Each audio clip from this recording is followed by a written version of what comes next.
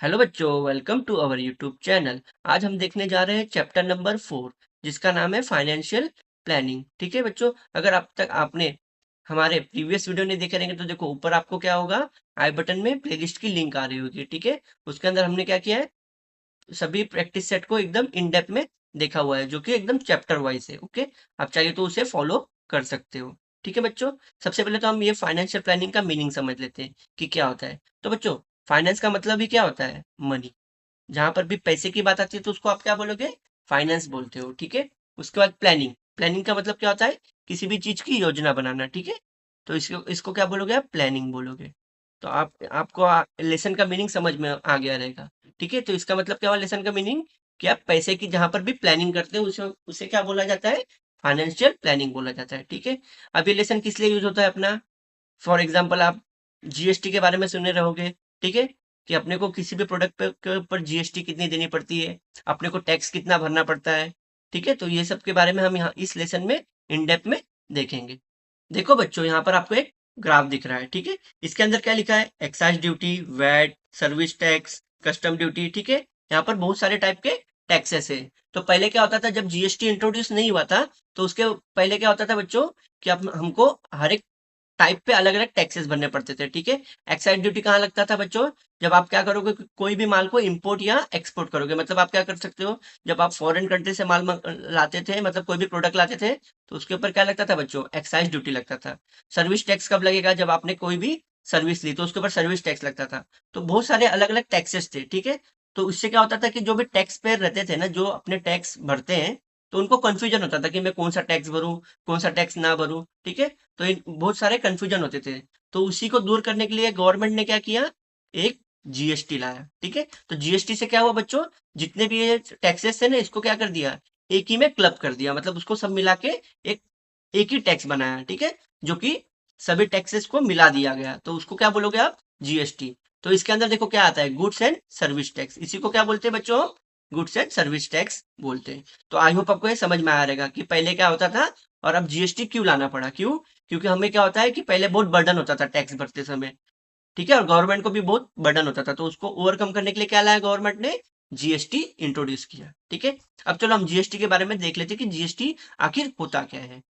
GST, देखो बच्चों, GST GST का फुल फॉर्म क्या होता है, गुड्स एंड सर्विस टैक्स। ठीक है बच्चों, तो आप कभी भी अगर मार्केट में जाते हो, तो आप क्या करते हो, या तो प्रोडक्ट खरीदते हो, या तो आप कभी भी कोई ना कोई सर्विस लेते हो। ठीक है, तो मेनली जीएसटी किस में डिवाइड है, फर्दर दो पार्ट में डिवाइड है, एक तो गुड्स होता है और एक सर्विस होता है। गुड्स का मतलब क्या होता है बच्चों, कि अगर आपने समझो कोई भी पैसा पे किया, पे करने के बाद उसके बदले आपको कोई ना कोई रिटर्न में प्रोडक्ट मिल रहा है। फॉर एग्जाम्पल बिस्किट हो गया, कोल्ड ड्रिंक हो गया, फोन हो गया, चॉकलेट हो गया, टूथपेस्ट हो गया। ठीक है, उसके बदले आपको कोई ना कोई प्रोडक्ट या सामान मिल रहा है, तो उसे क्या बोलोगे आप, गुड्स बोलोगे। ठीक है, और सेकंड क्या होता है बच्चों, सर्विस होता है। सर्विस मतलब क्या होता है, सेवा। ठीक है, तो उसी को हम सर्विस बोलते हैं। फॉर एग्जाम्पल आप सैलून में गए, सैलून में जाके आपने हेयर कटिंग किया, तो किसके अंदर आ गया, वो सर्विस में आया, तो उसके ऊपर कौन सा टैक्स लगेगा बच्चों, सर्विस टैक्स लगेगा। और क्या हो सकता है, फॉर एग्जाम्पल आपने एरोप्लेन का टिकट लिया। ठीक है, आपने क्या किया, एरोप्लेन में आप बैठे और आप दिल्ली से मुंबई आए, तो आपने यहाँ पर क्या किया बच्चों, आपने सर्विस ली, तो किसके अंडर आ गया, वो सर्विस के अंदर आ गया। तो उसके ऊपर क्या लगेगा, सर्विस टैक्स लगेगा। ठीक है, कुछ प्रकार के टैक्स होते हैं, या तो किसी भी प्रोडक्ट पे लगेंगे, या तो किसी भी सर्विसेज पे लगेंगे। ठीक है, यही था अपना गुड्स एंड सर्विस टैक्स। ठीक है, अब इसका मीनिंग आपको आई होप समझा होगा। अब उसके बाद देखो बच्चों, जीएसटी भी कितने होते हैं, चार प्रकार के होते हैं। ठीक है, सीजीएसटी मतलब क्या होता है, सेंट्रल जीएसटी। उसके बाद होता है यूटी जीएसटी, इसका मतलब क्या होता है, यूनियन टेरिटरी। ठीक है, जो कि यूटी स्टेट है ना अपने, उसके जीएसटी। फिर होता है स्टेट जीएसटी, मतलब फॉर एग्जांपल महाराष्ट्र का जीएसटी या एमपी का जीएसटी, मतलब जो स्टेट में लगते हैं। आईजीएसटी मतलब क्या होता है, इंट्रा स्टेट जीएसटी। तो देखो बच्चों, सीजीएसटी क्या होता है, सीजीएसटी मतलब सेंट्रल जीएसटी होता है, जो कि एकदम मेन अपनी इंडियन गवर्नमेंट के पास जाता है। ठीक है, ओके। उसके बाद क्या है बच्चों अपना, यूटी जीएसटी। यूटी का मतलब होता है यूनियन टेरिटरी। इसके अंदर क्या होता है बच्चों अपना, अगर समझो आपने कोई भी प्रोडक्ट, फॉर एग्जांपल आपने महाराष्ट्र में प्रोडक्ट बनाया और वो महाराष्ट्र का प्रोडक्ट किसी भी यूनियन टेरिटरी में बिक रहा है, तो उसके ऊपर कौन सा जीएसटी लगेगा, यूटी जीएसटी लगेगा। ठीक है, स्टेट जीएसटी, स्टेट जीएसटी क्या होता है, फॉर एग्जांपल हमने कोई भी प्रोडक्ट या सर्विस महाराष्ट्र में बनाया और महाराष्ट्र में उसके गुड्स एंड सर्विस को दिया, तो उसके ऊपर कौन सा जीएसटी लगेगा, एसजीएसटी लगेगा। इंटर स्टेट जीएसटी क्या होता है बच्चों, फॉर एग्जाम्पल मैंने एक फोन बनाया जो कि महाराष्ट्र में बना, बट वो बिक रहा है मध्य प्रदेश में, तो उसके ऊपर कौन सा जीएसटी लगेगा? आईजीएसटी लगेगा। ठीक है, तो आई होप आपको बच्चों समझा होगा कि ये चारों प्रकार के जीएसटी क्या होते हैं। तो इसमें एक चीज और इम्पोर्टेंट है कि ये जो नीचे के 3 जीएसटी होते हैं ना, इनका परसेंटेज कितना होता है? 50% होता है। और आधा 50% कौन लेके जाता है? सीजीएसटी लेके जाता है। क्यों? क्योंकि ये पूरे इंडियन गवर्नमेंट होती है। क्यों? क्योंकि जो भी जीएसटी कलेक्ट होता है, तो आधा किसको जाना है? आधा सीजीएसटी को जाना ही चाहिए। और बचा कुचा 50% कौन लेता है? या तो यूटी लेगा, या तो एसजीएसटी लेगा, या तो आईजीएसटी रहेगा। मतलब कोई भी आप बिल देख रहे होगे ना, तो उसमें सीजीएसटी होता ही होता है। और बाकी का क्या रहेगा? या तो यूटी जीएसटी रहेगा, या तो एसजीएसटी रहेगा, या तो आईजीएसटी रहेगा, बेस्ड ऑन गिवन कंडीशन। मतलब वो सामान कहाँ बिक रहा है, उसके बेसिस पे आपको ये तीनों में से कोई भी एक जीएसटी देना पड़ता है। और इस जीएसटी क्या होता है? ये आपको कंपलसरी 50% देना ही देना पड़ता है। ठीक है, तो ये था अपना जीएसटी का बारे। देखो बच्चों, यहाँ पर एक अपने को टैक्स इनवॉइस दिया गया है। Okay, tax invoice of good purchase. तो इसने ये क्या परचेज कर रहा है? गुड्स परचेज कर रहा है, या कोई ना कोई मतलब प्रोडक्ट ले रहा है। ओके, तो देखो यहाँ पर क्या होगा बच्चों, सबसे पहले सप्लायर का एड्रेस है। ठीक है, कि कहाँ से हमने ये प्रोडक्ट खरीदा है। ठीक है, उसके बाद फर्दर क्या है? इनवॉइस नंबर है। इनवॉइस नंबर क्या होता है? कि ये कंप्यूटर जनरेटेड होता है। ओके, उसके बाद क्या है? इनवॉइस डेट दी गई है, मतलब ये किस तारीख को ये बिल जनरेट हुआ है। ओके, उसके बाद क्या होता है बच्चों? ये देखो यहाँ पर एक आपको जीएसटी इन नंबर होगा। जीएसटी इन नंबर क्या होता है? कि जो भी बिजनेस करता है उसको ये जीएसटी नंबर लेना कंपलसरी होता है। ठीक है, तो मैं इसको आपको फर्दर अच्छे से एक्सप्लेन कर दूंगा कि ये कैसे मिल रहा है अपने को। ओके, अब देखो फर्दर इसमें क्या है? इसने कितने प्रोडक्ट खरीदे? टोटल 5 प्रोडक्ट खरीदे। उसके बाद देखो सेकंड कॉलम में क्या है? अपने को एचएसएन कोड दिया गया है। तो एचएसएन क्या होता है बच्चों? एक हर एक प्रोडक्ट के लिए एक यूनिक कोड होता है। मतलब वो प्रोडक्ट को कैसे पहचाना जाएगा, तो उसके लिए क्या होता है बच्चों? एक हार्मोनाइज कोड होता है। ओके, तो इसको मैं आपको फर्दर अच्छे से एक्सप्लेन कर दूंगा। आप केवल ये खाली ध्यान रखो कि बिल में क्या क्या होता है। फिर उसके बाद नेम ऑफ द प्रोडक्ट अपने को पता है कि इसने क्या क्या खरीदा। पेड़े खरीदे, चॉकलेट खरीदे। फिर रेट, मतलब यहाँ पर रेट दिया गया है कि पर केजी क्या रेट है। अब उसके बाद क्वांटिटी, मतलब ये ऐसे जरूरी नहीं है कि इसको पर केजी ही पेड़े खरीदने हैं, नहीं। ये क्या कर सकता है? आधा किलो भी खरीद सकता है, 100 ग्राम भी खरीद सकता है, उसके ऊपर है। ठीक है, तो टैक्स कभी भी याद रखना, टैक्स कभी भी किसके ऊपर लगेगा? जितनी क्वांटिटी वो खरीदता है उसके ऊपर लगेगा। या ये नहीं कि आपको हमेशा 400 केजी पे ही देना पड़ेगा, नहीं। अगर क्वांटिटी बढ़ाओगे तो टैक्स के मतलब रेट भी मतलब बढ़ेगा। तो जितने जितने क्वांटिटी खरीदते हो उसके ऊपर ही आपको टैक्स देना पड़ता है। तो उसी को क्या बोलते हैं बच्चों? हम टैक्सेबल अमाउंट बोलते हैं। ये जो प्राइस है ये विदाउट टैक्स कैलकुलेटेड है। ओके, और आपको मैंने जैसे कि बताया था कि कभी भी टैक्स कैसे लगता है? दो चीजों पे लगता है। एक तो क्या लेगा? सीजीएसटी 50% लेके जाती है, और एचजीएसटी 50% लेके जाती है। क्यों? क्योंकि ये प्रोडक्ट समझो उसी स्टेट में बन रहा है और उसी स्टेट में बिक भी रहा है। फॉर एग्जाम्पल ये महाराष्ट्र का प्रोडक्ट है, तो महाराष्ट्र में ही बन रहा है और महाराष्ट्र में ही बिक रहा है। तो यहाँ पर कौन सा स्टेट मतलब टैक्स एप्लीकेबल होगा? एसजीएसटी होगा। और सीजीएसटी तो आपको पता ही है, ये आपको सेंट्रल को देना ही पड़ता है 50%। तो 50% शेयर इसका, और 50% शेयर किसका? इसका। ओके, अब देखो, और यहाँ पर देखो आपने परसेंटेज देख रहे होगे। ठीक है, तो ये क्या होता है मालूम है क्या? जितने भी प्रोडक्ट होते हैं उसको कैटेगराइज किया जाता है। अगर समझो एकदम जो बेसिक, मतलब जो बोलते हैं ना बेसिक और जो जरूरीमंद प्रोडक्ट है, उसके ऊपर गवर्नमेंट क्या करती है? कोई टैक्स नहीं लेती, तो अनटैक्सेबल होता है, तो उसके ऊपर 0% टैक्स लगता है।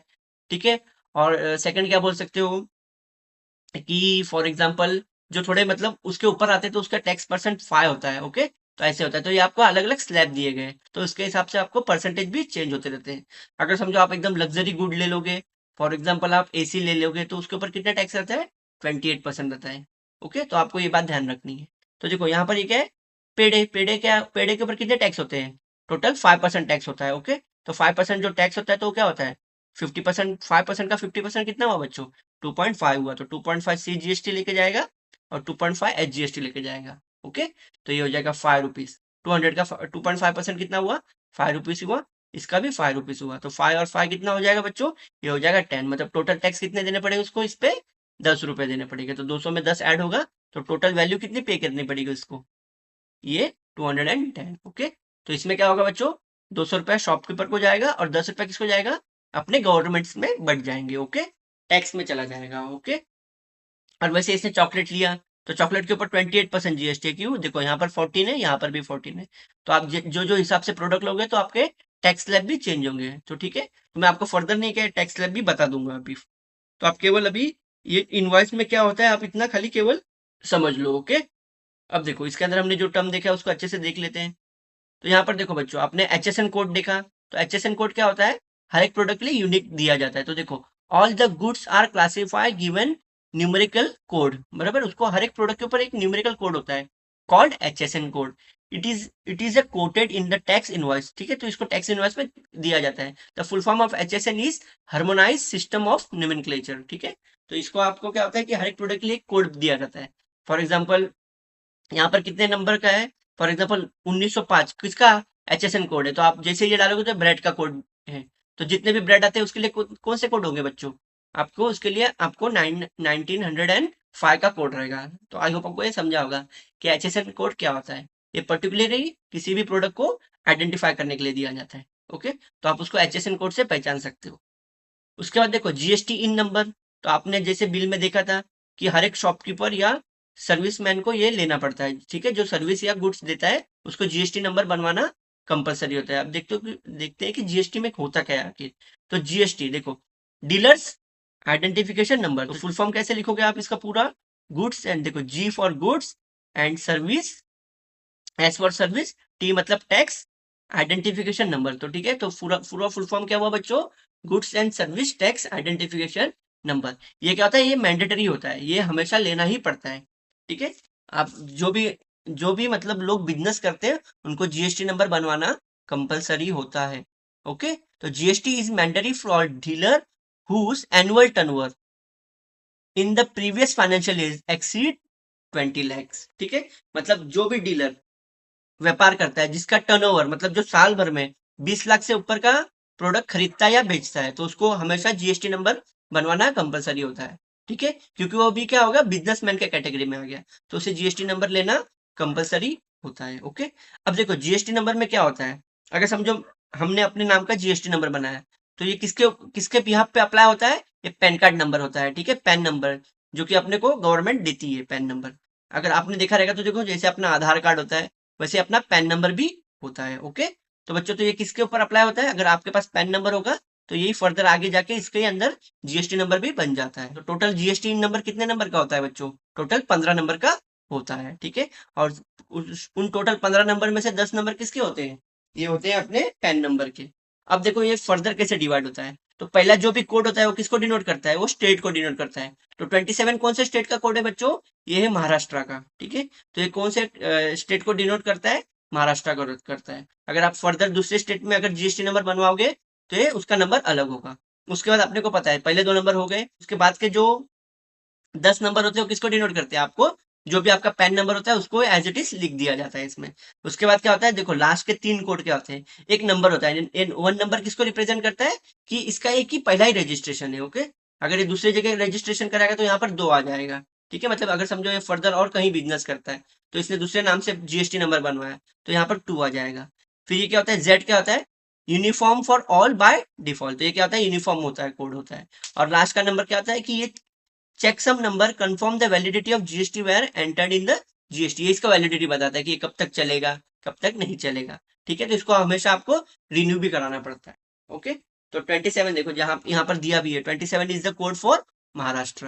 तो यही था अपना इसका बच्चों बच्चों डिटेल में एक्सप्लेनेशन, ठीक है। तो इनवॉइस में क्या होता है, कैसे इनवॉइस देखा जाता है, तो आपको मैंने एकदम इन डेप्थ में बता दिया है, ठीक है। अब हम क्या करते थे कि एक बार स्लैब देख लेते कि स्लैब कैसे लगता है। ओके, देखो बच्चों ये क्या है अपने गुड्स एंड सर्विसेज के क्या है बच्चों, स्लैब्स होते हैं, ठीक है, कि पर्टिकुलर कौन से प्रोडक्ट पे कितने परसेंट का टैक्स लगाया जाता है, GST लगाई जाती है, उसके अलग अलग स्लैब होते हैं जो कि अपने ये हमेशा चेंज होते रहते हैं। तो ठीक है, अभी आपको यहाँ पर जैसे ये 0, 5, 12, ये 18 दिख रहा है, ये आपको फर्दर जाके मतलब फ्यूचर में चेंज भी हो सकते हैं, लेकिन ये क्या है अपने को जो टेक्स्ट बुक में दिया हम उस हिसाब से इसे देख लेते हैं। ओके, तो देखो बच्चों जीरो टैक्स किसके पर लगता है, जो भी एकदम एसेंशियल कमोडिटीज होते हैं, फॉर एग्जांपल जो कि बहुत जरूरी, फॉर एग्जांपल गेहूं हो गया, चावल हो गया, मिल्क हो गया, नमक हो गया, तो इस पे आपको क्या लगेगा, 0% टैक्स रहता है, मतलब जो कि बेसिक नीड है उसके ऊपर आपको हमेशा जीरो टैक्स होता है। फिर उसके बाद क्या होता है, सर्विसेज में क्या आ जाएंगे बच्चों, जो लाइब्रेरी होता है, एग्रीकल्चर होता है, ब्रिजेस होते हैं, रोड होते हैं, ठीक है, इसके ऊपर क्या होता है बच्चों, जीरो टैक्स देने पड़ते हैं। फॉर एग्जाम्पल क्या होगा, फॉर एग्जाम्पल आपने पब्लिक बस यूज की तो उसके ऊपर टैक्स देना पड़ता है, नहीं देना पड़ता है, तो इसके ऊपर भी क्या हुआ है, जीरो टैक्स होता है। ओके, तो इसको फिर उसके बाद क्या होता है, लो रेटेड टैक्स। फॉर एग्जाम्पल क्या, LPG cylinder, okay, T, coffee, Honey, oil, frozen vegetables, ठीक है। तो फॉर एग्जाम्पल इसको गवर्नमेंट ने क्या किया है कि 5% में डाला है।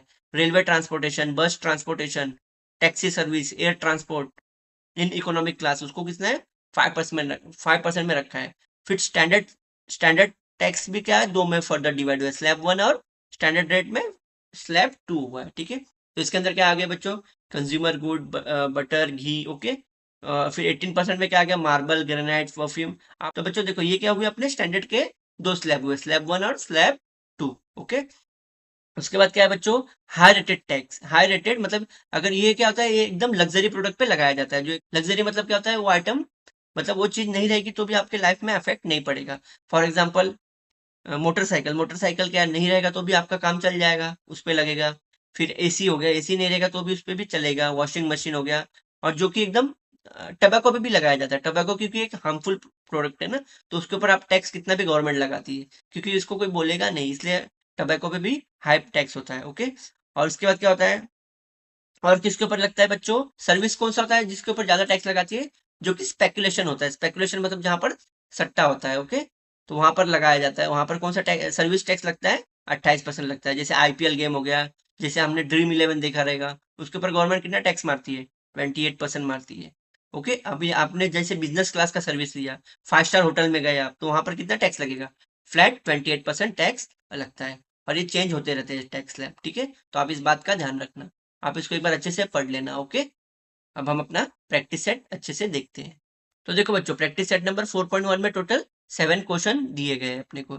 चलो अब इसको हम सभी के सभी 7 क्वेश्चन को इन डेप्थ में सॉल्व कर लेते हैं। ओके, चलो बच्चों, क्वेश्चन नंबर 1 हम देखते हैं। तो इसमें क्या पूछा है, पवन मेडिकल सप्लाईज मेडिसिन, ठीक है, on some medicine the rate of GST. तो जीएसटी का रेट कितना है बच्चों, यहाँ पर 12% लगाया गया है। ठीक है, then what is the rate of CGST and SGST. Okay, तो जैसे बच्चों अपने को पता ही है कि सबसे ऊपर तो क्या होता है, जीएसटी होता है। फिर अपने को पता है कि जीएसटी के टोटल बाइफर्गेशन होते हैं। तो टोटल कितने बाइफर्गेशन है बच्चों, 4 बाइफर्गेशन है। कौन से हैं, सी जीएसटी लगता है, उसके बाद क्या लगता है बच्चों, एस जीएसटी आता है, और उसके बाद क्या आता है, यूटी जीएसटी, और एक होता है इंट्रास्टेट जीएसटी। ओके, तो ये टोटल ये रहते हैं। और अपने को जैसे कि पता है कि सीजीएसटी कभी भी कितना लगता है, 50% लगेगा। मतलब जितना भी ये टैक्स, जितना भी ये जीएसटी का रेट होगा, इसका 50% किसको मिलेगा, सीजीएसटी को मिलेगा, जो अपनी सेंट्रल गवर्नमेंट होती है। ओके, और जो बाकी का जो जीएसटी होगा 50% हो क्या होगा, तीनों में से किसी ना किसी एक में बटेगा।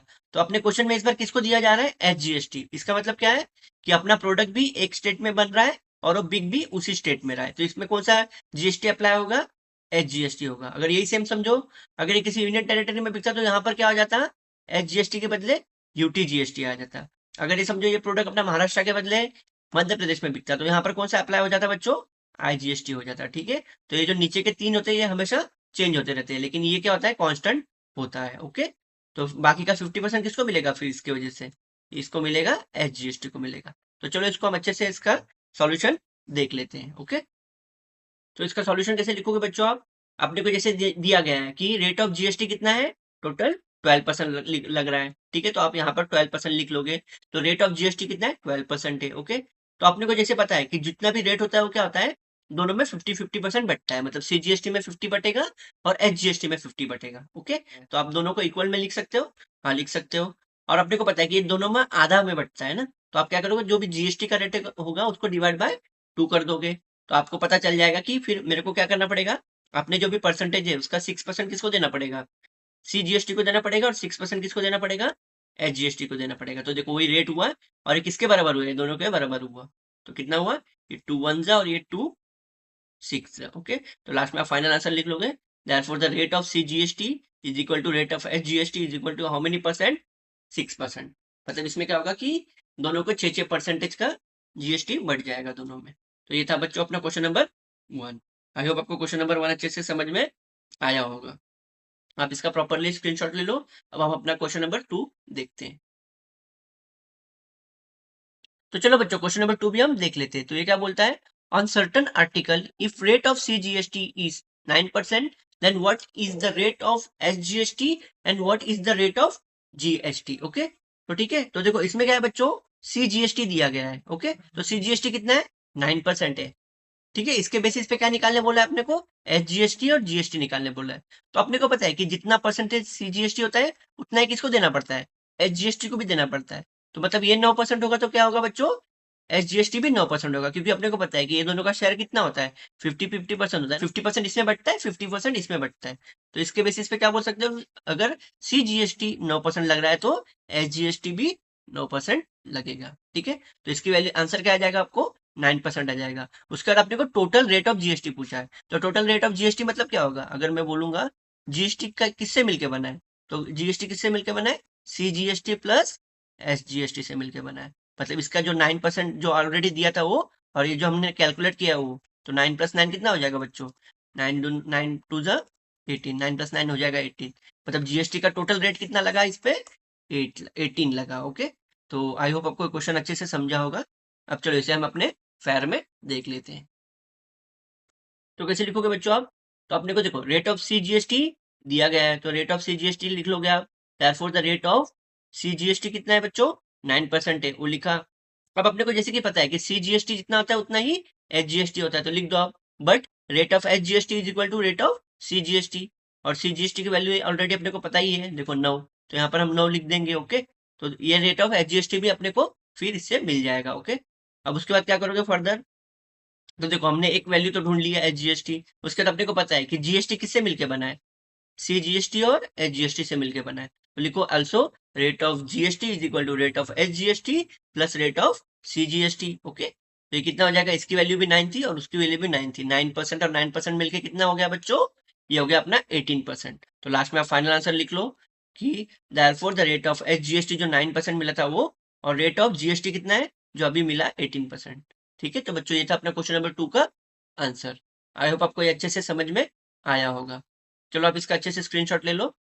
ओके, अब चलो बच्चों हम अपना क्वेश्चन नंबर 3 भी देख लेते हैं। चलो बच्चों क्वेश्चन नंबर 3 भी हम देख लेते हैं। तो इसमें क्या है, MS real paint sold 2 tin of lustre paint and taxable value of each tin is 2,800. If the rate of GST is 28%, then find the amount of CGST and SGST charge in the tax invoice. Okay, सबसे पहले तो question समझो बच्चों।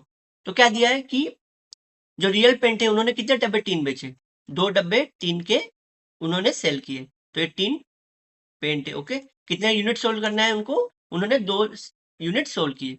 देखो अब उसका क्या बोला है, ईच टीन मतलब एक टीन का वैल्यू कितना है बच्चों, 2,800। तो 2 टीन के कितने हो जाएंगे बच्चों, तो आपको क्या करना पड़ेगा, दोनों में ऐड करना पड़ेगा। तो ये हो जाएगा 0 0 8 एंड 8 16, और ये हो जाएगा 5, तो ये कितना हो जाएगा बच्चों, 5,600। तो देखो ये बच्चों ये जो भी वैल्यू है क्या हुई, ये अपनी होती है टैक्सेबल वैल्यू। टैक्सेबल वैल्यू जैसे कि अपने को पता है क्या होती है टैक्सेबल वैल्यू, अब तक हमने इस वैल्यू पे टैक्स नहीं लगाया। भले यहाँ पर आपका ईच ईच कॉस्ट कितना है, 2,800 है, बट अपने को टैक्स हमेशा 2 पे लगेगा। क्यों, क्योंकि अपने को जैसे पता है कि आप जितना यूनिट खरीदोगे आपको उतने का टैक्स ही देना पड़ेगा। ऐसा नहीं कि आपने अगर यहाँ पर 2 यूनिट खरीदा तो आपको केवल एक का ही टैक्स देना पड़ेगा, नहीं, आप जितने यूनिट खरीदते हो उसके बेसिस पे टैक्स होता है। ओके, तो आपने कितना यूनिट खरीदा, 2 यूनिट खरीदा, तो 2 यूनिट का कितना प्राइस होगा आपका, तो कितना टैक्सेबल वैल्यू बनेगी आपकी, 5,600।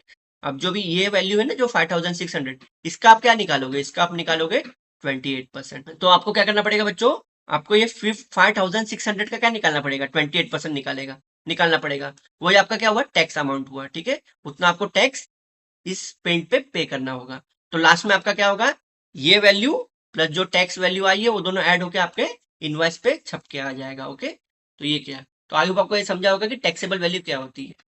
अब चलो इसे हम अच्छे से फेयर में देख लेते हैं।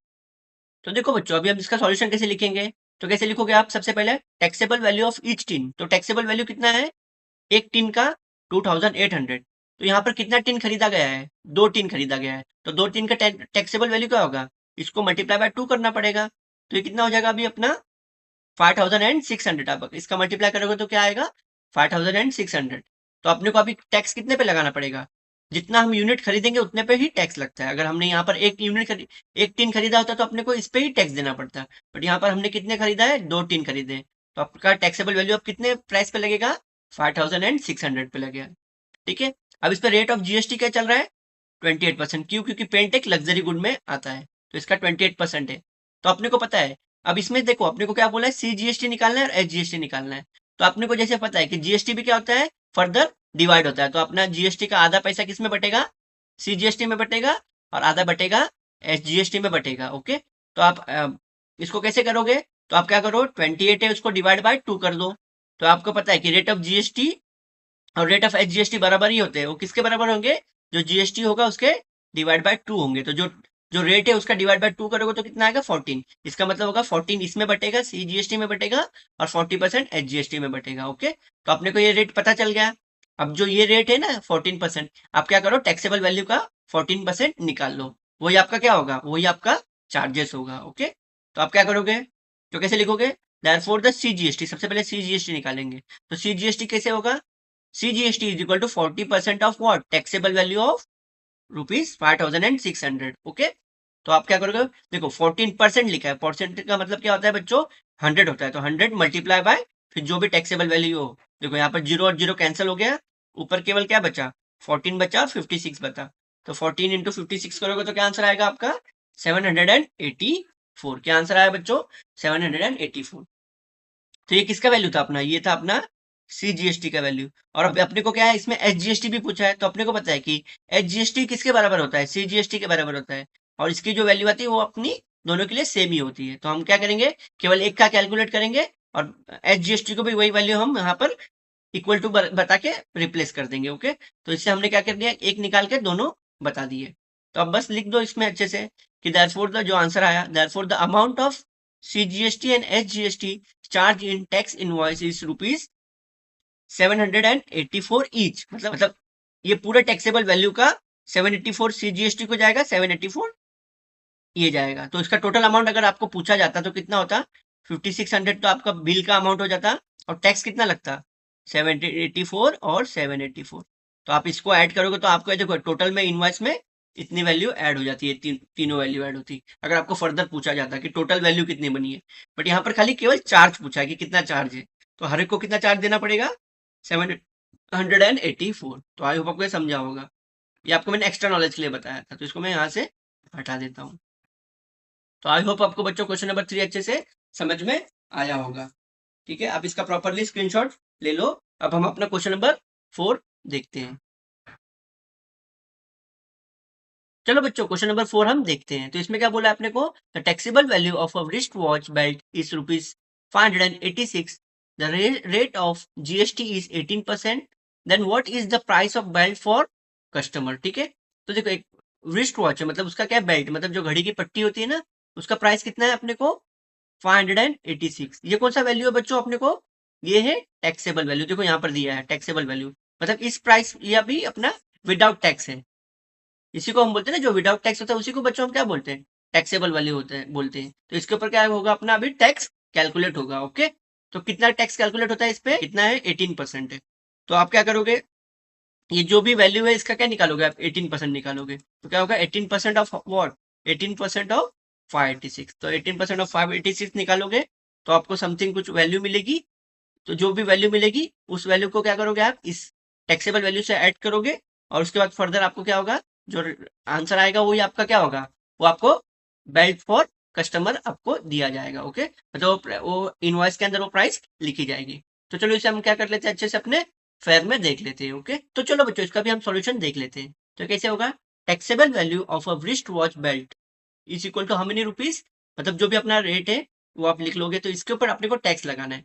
तो जिसके ऊपर टैक्स लगाना रहता है उसको क्या बोलते हो बच्चों आप, टैक्सेबल वैल्यू बोलते हो। ठीक है, अब रिस्ट वॉच कौन से अंडर में आता है, कैटेगरी में आता है, स्लैब में, या आता है 18% स्लैब में आता है। तो आप क्या करोगे, 18% ऑफ क्या, जो भी वैल्यू है अपनी रिस्ट वॉच के बेल्ट की। ओके, तो आप लिखोगे देयरफॉर जीएसटी किस पे होगा, जीएसटी मतलब टोटल जीएसटी कैलकुलेट हो रहा है इसमें। ठीक है, इसमें आपको ऐसे क्लासिफिकेशन नहीं पूछा गया है, डायरेक्ट आपको टोटल जीएसटी कैलकुलेट करने बोला है। तो कैसे होगा, तो GST is equal to 80% of जो भी अपनी टैक्सेबल वैल्यू है इसके ऊपर लगता है। ठीक है, तो ये कैसे डिवाइड होगा, तो फर्दर कैसे सॉल्व होगा बच्चों, ये 18%, तो 18 डिवाइड बाय 100। ओके, नीचे परसेंट मतलब क्या होता है, 100 इंटू 586, 586 जो भी अपनी टैक्सेबल वैल्यू। ओके, अब यहाँ पर देखो, तो आप सबसे पहले क्या करो बच्चों, ऊपर के नंबर को मल्टीप्लाई करो। तो 18 इंटू 586 ये क्या हो जाएगा अपना, 10,548 डिवाइड बाय 100। ओके, अब अपने को यहाँ पर क्या होगा, आपको जैसे कि पता ही है ये कैसे पॉइंट लगता है, अगर डिवाइड में नीचे जो क्या है, डिवाइड में बच्चों यहाँ पर 100 है, तो 100 होगा तो क्या करोगे आप,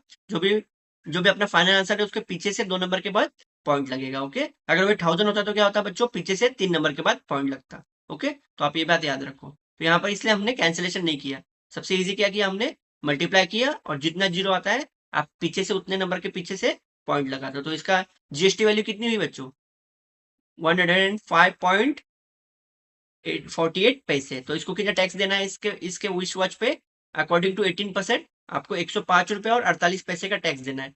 तो टोटल टोटल कितना इसका पूछा कि इसको टोटल प्राइस कितना पड़ेगी। तो जो अपना टैक्स इनवॉइस का जो टोटल प्राइस का कॉलम होता है ना, जो लास्ट में होता है, तो उसको टोटल प्राइस कितने देनी पड़ेगी, जो रिस्ट का वॉच है मतलब जो टैक्सेबल वैल्यू है वो प्लस जो इसका अभी जीएसटी कैलकुलेट हुआ है। तो ये दोनों का क्या करोगे बच्चों, आप एडिशन करोगे। तो दोनों का एडिशन होकर कितना आएगा अपने को आंसर, इसका आंसर आ जाएगा बच्चों अपने को 691.48। तो इसको टोटल बेल्ट का प्राइस कितना पड़ा रिस्ट वॉच के, 691.48।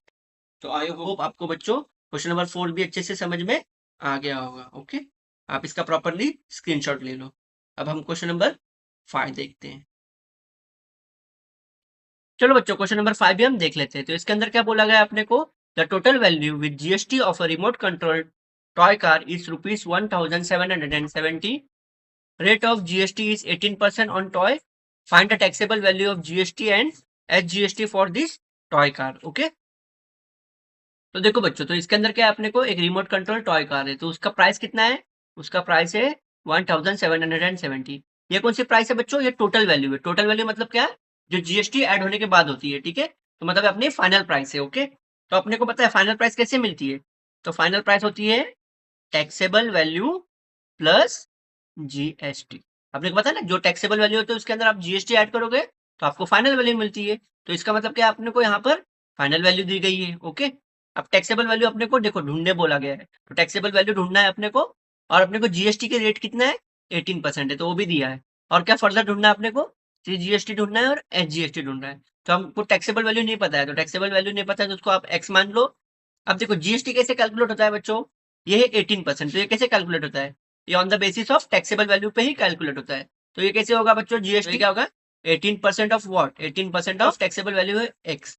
तो देखो 18% मतलब क्या हो जाएगा, 18/100 और एक्स। आई होप आपको ये समझा होगा। तो क्या किया हमने, 18% मतलब 100 हुआ और ऑफ एक्स मतलब इंटू एक्स, ऑफ का मतलब होता है मल्टीप्लीकेशन। और ये 1770 तो है ही। अब देखो ये कैसे होगा बच्चों, तो देखो ये क्या हुआ, 18x/100 है और यहाँ पर प्लस है, तो यहाँ पर कुछ नहीं होता है तो 1 होता है। तो आपने जैसे कि पता है कि ये इससे क्रॉस मल्टीप्लाई होगा, इससे क्रॉस मल्टीप्लाई होगा और ये आमने सामने मल्टीप्लाई होगा।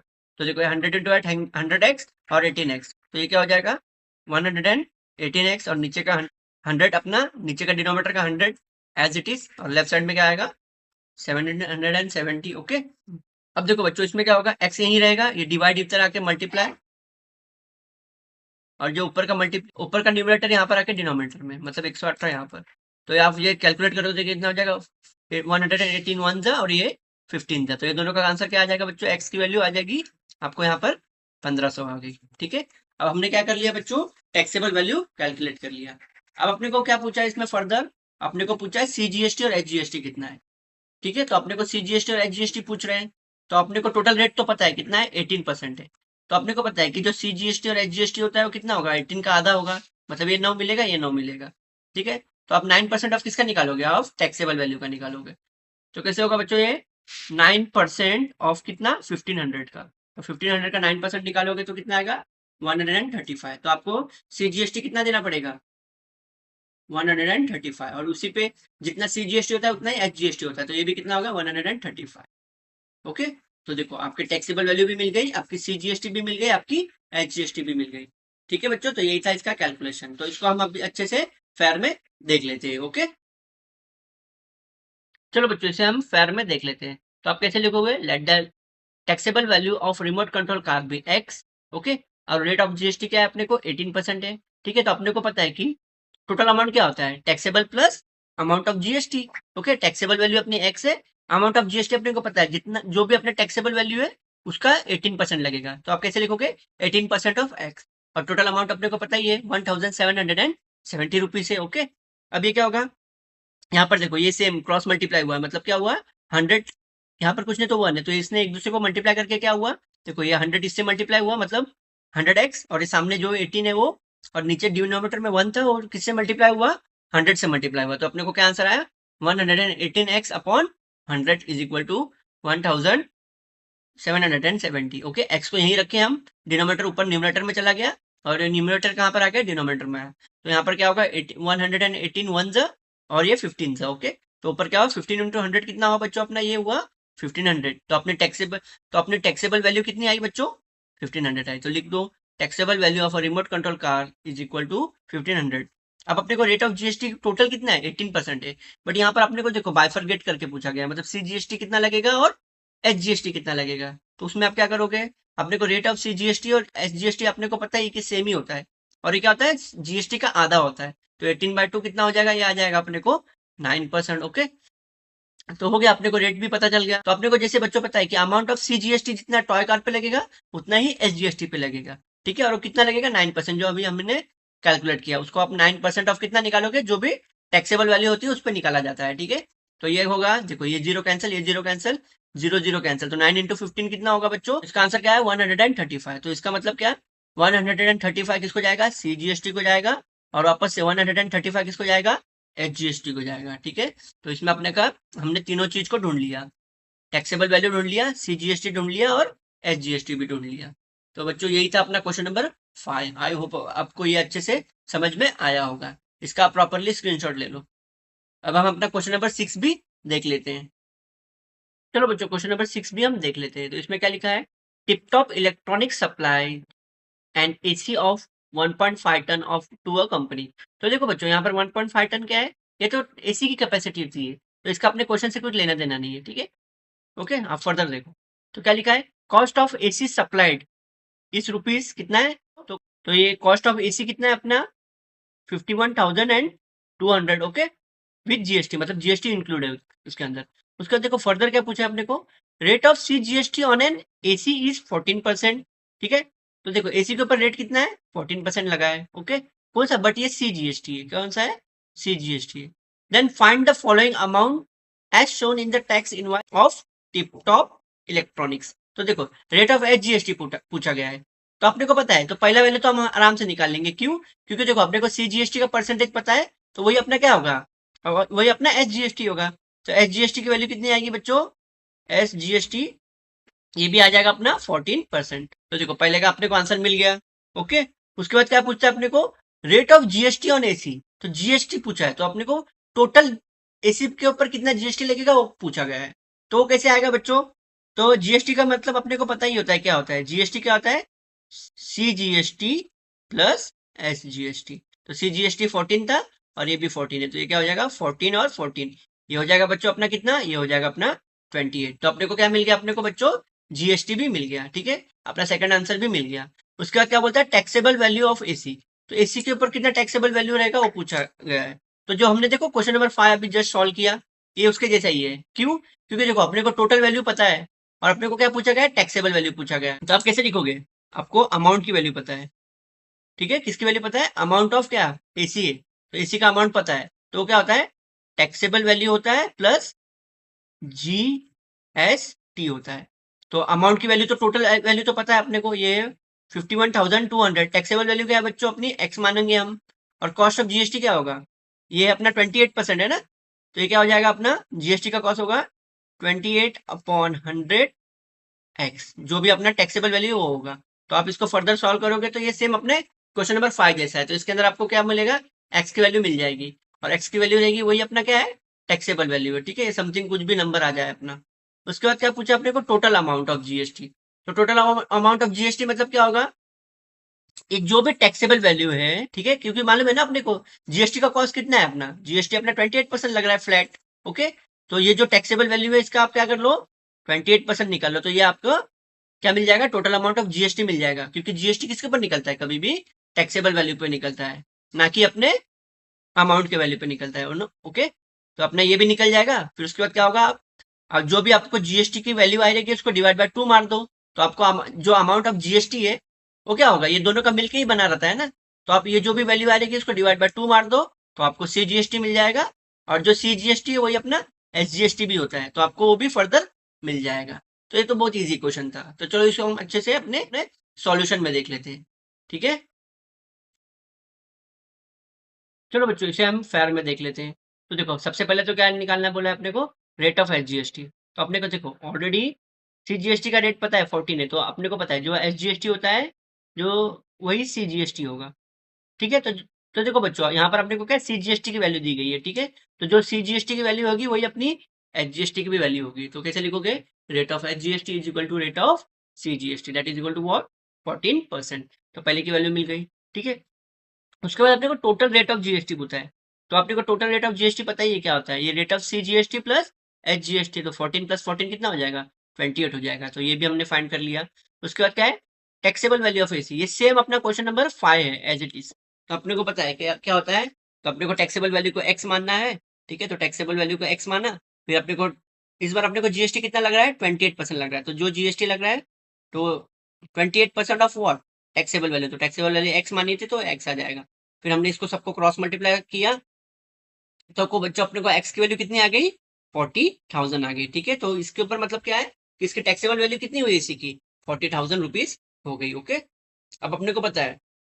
अब फर्दर देखो हमने क्या कर लिया, टैक्सेबल वैल्यू भी ढूंढ लिया। उसके बाद क्या है, टोटल अमाउंट ऑफ जीएसटी। तो अपने को पता है कि सेम ये जो फॉर्मूला ना टैक्सेबल वैल्यू वाला, तो यही सेम वैल्यू। क्यों, क्योंकि अपने को देखो टैक्सेबल वैल्यू भी पता है और अपने को क्या बोलते हैं अमाउंट की वैल्यू भी पता है। तो हम अपना टोटल अमाउंट ऑफ जीएसटी ढूंढ सकते हैं। तो इसके अंदर हम फॉर्मूले सेम यही फॉर्मूले में पुट कर देंगे। तो टोटल टैक्सेबल वैल्यू अपनी 40,000, टोटल अमाउंट ऑफ जीएसटी अपने को ढूंढना है तो एज इट इज। और अपने को क्या है, अमाउंट की वैल्यू पता है। ठीक है, तो वो कितनी है 51,000, कितना था अपना 200 था। ओके, तो हमने लिखा। अब अपने को टोटल अमाउंट ऑफ जीएसटी ढूंढना है तो वो इधर ही रहेगा।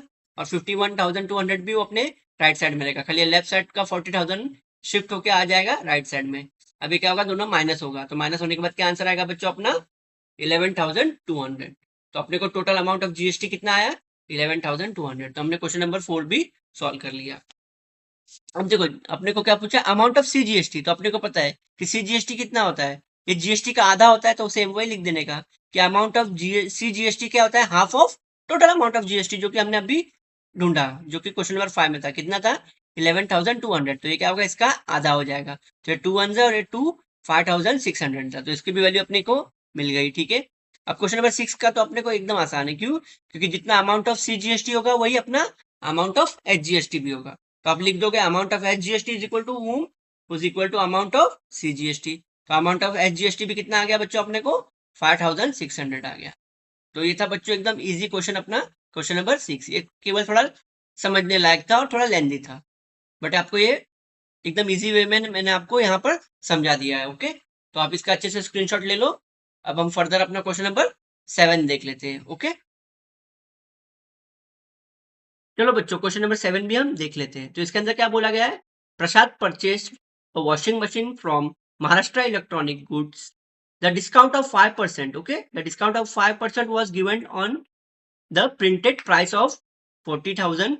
Rate of GST charge was 28%. Find the purchase price of washing machine and देखो तो क्या करना है, वॉशिंग मशीन का प्राइस अपने को बच्चों फाइंड करना है। Also find the amount of CGST and HGST भी अपने को फाइंड करना है। तो देखो बच्चों सबसे पहले तो क्या, वॉशिंग मशीन की एमआरपी कितनी है, ये है 40,000। ठीक है, बट 40,000 क्या होगा, जितना एमआरपी दिया है उतने का ही आपको टैक्स लगाना पड़ेगा, नहीं ये जरूरी नहीं है। कभी भी आप किसके ऊपर टैक्स लगाते हो कि वो शॉपकीपर उसको कितने का सेल कर रहा है, उसके ऊपर हमेशा उसके टैक्स अप्लाई होते हैं। ओके, तो यहाँ पर टैक्स कितने पे अप्लाई होगा, 40,000 पे नहीं होगा। आपको पहले क्या करना पड़ेगा, 40,000 में से 5% वैल्यू रिड्यूस करनी पड़ेगी। तो चलो हम 40,000 का पहले 5% निकाल लेते हैं। तो ये कितना हो जाएगा, 5 divide by 100 of 40,000। Zero cut zero cut zero cut and zero cut, देखो ऊपर नीचे जीरो जीरो कट हो गए। तो क्या आएगा, 5 इंटू 400। अब 5 इंटू 400 क्या होगा बच्चों, ये हो जाएगा अपना 2,000 रुपीज। तो इसको टोटल 40,000 में से कितने कितने रुपए का डिस्काउंट मिला बच्चों, 2,000 रुपीज का मिला। ठीक है, actual price of washing machine कितनी हो गई फॉर सेलिंग, 38,000। ठीक है, तो अपनी वॉशिंग मशीन कितने में बेचेगा, 38,000 में। लेकिन ये इतने में बेचेगा नहीं, इसके अंदर वो क्या करेगा, जीएसटी भी इंक्लूड करेगा। ओके, तो आपको जैसे कि इसमें देखो दिया गया है कि जीएसटी कितनी लगने वाली है, 28% लगेगा। देखो बच्चों अब ये 38,000 क्या होगा, ये अपनी टैक्सेबल वैल्यू होगी। ठीक है, और इसके ऊपर कितना टैक्स अप्लाई होगा, 28% होगा। क्यों, क्योंकि वॉशिंग मशीन एक लग्जरी गुड है। तो आप क्या करोगे, तो बच्चों आप क्या करोगे, 28% निकालोगे किसका, 38,000 का। तो ये हो जाएगा zero cut zero cut, 28 into 380, ये कितना देगा आंसर अपने को, ये देगा 10,640। ठीक है बच्चों, तो इसको टोटल जीएसटी कितना पे करना पड़ा, 10,640। ठीक है, तो टोटल इसका वॉशिंग मशीन का प्राइस क्या होगा, जो टैक्सेबल वैल्यू है वो प्लस जीएसटी, तो ये दोनों का एडिशन कर दो आप, तो ये एडिशन क्या होगा 38,000 प्लस 10,640। ओके, तो इसकी वैल्यू आ जाएगी अपने को बच्चों 48,640। तो अपनी वॉशिंग मशीन की प्राइस कितनी हुई बच्चों 48,640 हुई। ओके, और उसके बाद देखो अपने को CGST और SGST पूछा है, तो देखो यहाँ पर हमने जीएसटी की वैल्यू निकाल ली है, तो इसका ही आप आधा कर दो। क्यों, क्योंकि जो भी टैक्सेबल वैल्यू होती है वो क्या होती है, आधी आधी दोनों सेंट्रल में और आधी SGST मतलब स्टेट में बटेगी।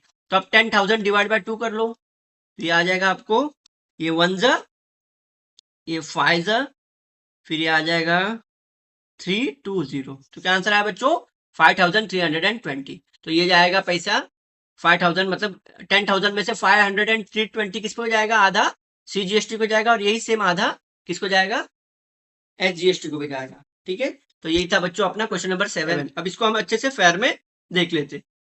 तो कैसे लिखोगे बच्चों आप, printed price of washing machine is equal to ₹40,000। ठीक है, उसके बाद क्या, rate of discount is equal to 5%।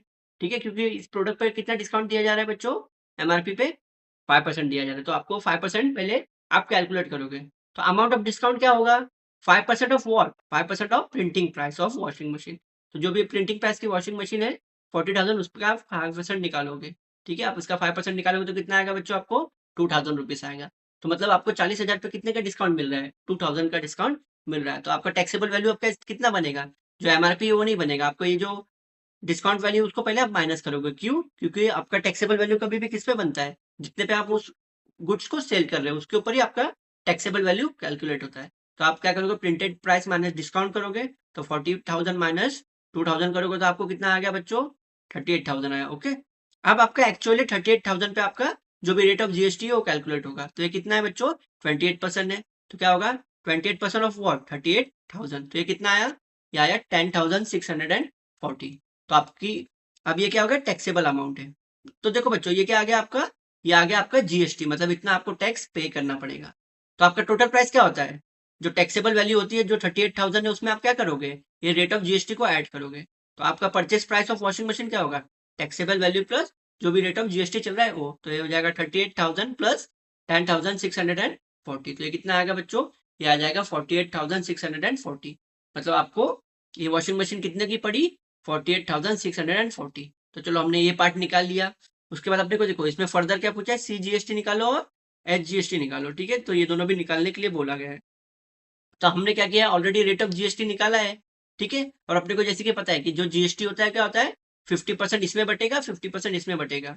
तो 50% निकालने के लिए क्या करोगे आप, जो भी रेट ऑफ जीएसटी उसको डिवाइड बाय 2 कर लोगे। तो क्या लिखोगे, amount of CGST is equal to amount of SGST।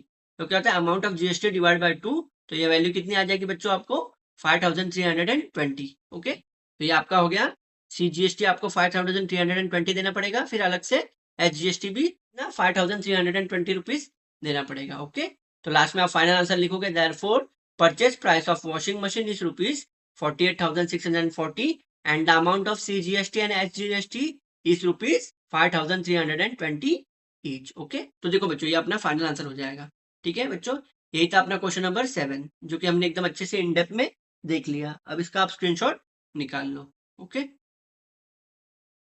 इसी के साथ बच्चों अपना प्रैक्टिस सेट नंबर 4.1 पूरा खत्म होता है। इसके अंदर हमने बच्चों अपने टोटल सातों के सातों क्वेश्चन इन डेप्थ में सॉल्व कर लिए। ओके, आई होप आपको ये वीडियो अच्छा लगा हो। अगर आपको ये वीडियो अच्छा लगा तो आप इसको लाइक कर दो और इस वीडियो को अपने फ्रेंड्स के साथ उनके व्हाट्सएप ग्रुप में शेयर कर दो ताकि वो भी प्रैक्टिस सेट नंबर 4.1 अच्छे से समझ पाए। अगर आपका कोई भी सजेशन हो तो आप मुझे कमेंट सेक्शन में दे सकते हो और आपकी कोई क्वेरी हो तो आप मुझे कमेंट सेक्शन में पूछ सकते हो। Thank you very much for listening.